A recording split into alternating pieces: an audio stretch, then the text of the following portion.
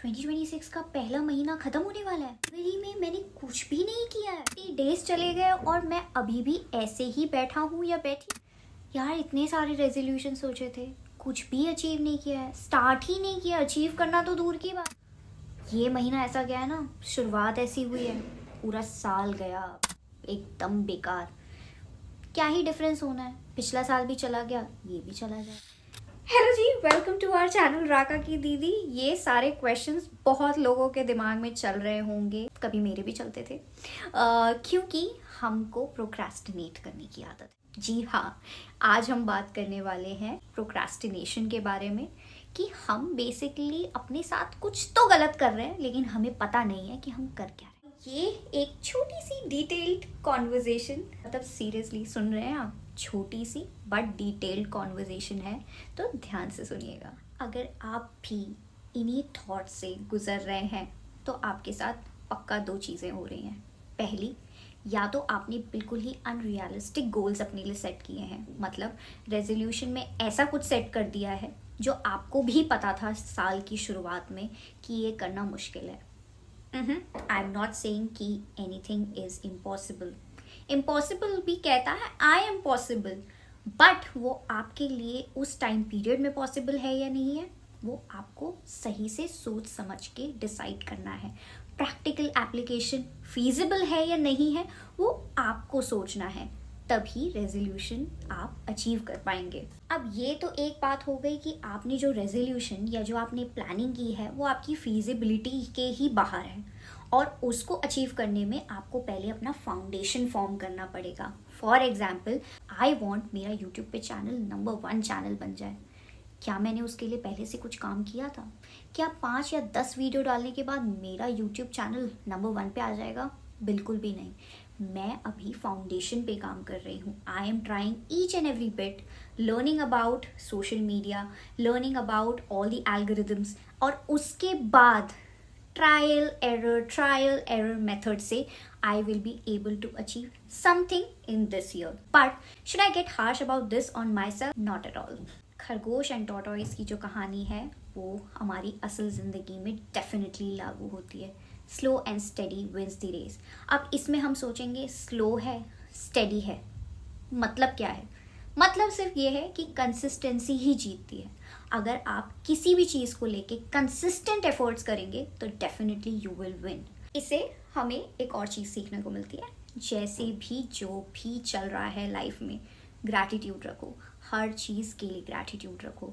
हमारी लाइफ में हमारे साथ जो भी अच्छा जो भी बुरा हो रहा है वो हमारे कुछ ना कुछ सीखने के लिए है, तो उसके लिए तो हमें हमेशा थैंकफुल रहना चाहिए। अब ये तो मैंने पहली कैटेगरी की बात कर ली कि आपने कुछ अनरियलिस्टिक गोल सेटअप कर लिए हैं, या तो आप अपने ऊपर बहुत ज़्यादा हार्श हो रहे हैं, या फिर आपको अभी फ़िलहाल अपने गोल्स अचीव करने के लिए फाउंडेशन सेटअप करने की ज़रूरत है। लेकिन सेकंड कैटेगरी, ये जो कैटेगरी है ना, ये सबसे महान लोगों की कैटेगरी है, दैट इज़ प्रोक्रेस्टिनेटर्स। यार कल कर लूँगा, अरे यार अभी तो टाइम है, परसों कर लूँगा। एग्ज़ाम्स तो 3 महीने बाद है, फर्स्ट आना है, पढ़ाई मैं 2 महीने बाद शुरू भी करूँगा तो 1 महीने में तो सिलेबस क्लियर। ट्रस्ट मी, 2 महीने बाद भी पढ़ने की मोटिवेशन नहीं आएगी, पढ़ने के लिए बिल्कुल मन नहीं करेगा। वो 1 महीना भी आपको 1 साल के पीरियड की तरह लगेगा, अरे देख लेंगे। बट उससे क्या आपके गोल्स अचीव होंगे?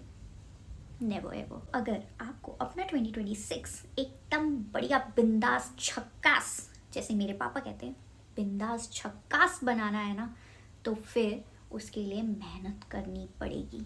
बिना मेहनत के कुछ नहीं मिलता है। एंड मेहनत सिर्फ 2 चीज़ें देखती है, नियत और कंसिस्टेंसी। नियत अगर साफ है, काम करने की इंटेंशन अच्छी है, सक्सेस मिलेगी।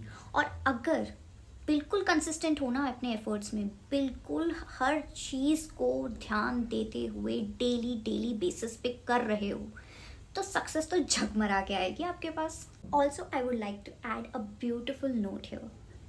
हमारे जो एफर्ट्स है ना, वो सिर्फ हमारी अचीवमेंट्स के लिए या फिर हमारी ग्रोथ के लिए नहीं, हमें दूसरों को भी हेल्प करनी है, हमें सोसाइटी के वेलबींग के लिए भी सोचनी है, हमें अपने रिलेशनशिप के टूवर्ड्स भी काम करना है। And everybody means everybody, not only your parents, your partner, your siblings, your relatives, or like anybody connected to you, but also you have to work towards the society के लिए काम करने के लिए बड़े बड़े NGOs का पार्ट बनना, बड़ा बड़ा डोनेशन देना, बड़ा बड़ा काम करना नहीं है इम्पॉर्टेंट.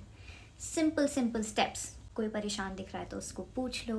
अगर आपको कोई डॉग भूखा दिख रहा है तो उसको खाना दे दो. अगर आपको कोई गाय दिख रही है जिसके पास पानी नहीं है तो उसको पानी दे दो.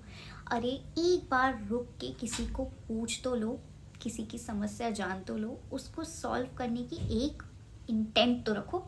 हम यहाँ अमर नहीं हैं, हमेशा के लिए नहीं रहने वाले हैं. बहुत लिमिटेड टाइम है. उस लिमिटेड टाइम में हम कितना अच्छा कर सकते हैं और कितने लोगों को इंस्पायर कर सकते हैं अच्छा करने के लिए, that is the utmost important thing. I think यही हमारी इस धरती पे आने की एक शायद वजह है. सिर्फ हमें अकेले ग्रो नहीं करना है. जिन लोगों को सपोर्ट कर सकते हैं ग्रो करने के लिए, उनको सपोर्ट भी करना है. सोसाइटी की वेल बीइंग के लिए जितना एफर्ट कर सकते हैं कलेक्टिवली वो भी करना. एंड सीरियसली वो छोटे स्टेप्स जब आप लोगे ना, you will feel content, you will feel that happiness. इस धरती पे बहुत लिमिटेड टाइम के लिए आए हैं, तो क्यों ना किसी की मुस्कान की वजह बने, ना कि किसी के दुख की आंसू की. So thank you so much for watching. And 2026 को बिल्कुल भी वेस्ट नहीं जाने देना है. साथ मिलकर इस सोसाइटी को भी अच्छा बनाना है, अपने एनवायरनमेंट को भी अच्छा बनाना है, अपने लोगों को भी खुश रखना है, खुद को भी खुश रखना है, अपने गोल्स भी अचीव करने हैं. और वो होंगे सिर्फ और सिर्फ consistency, realistic goals and no procrastinations. I hope you like this video. I'll come with more content like this. Thank you so much for watching and keep supporting.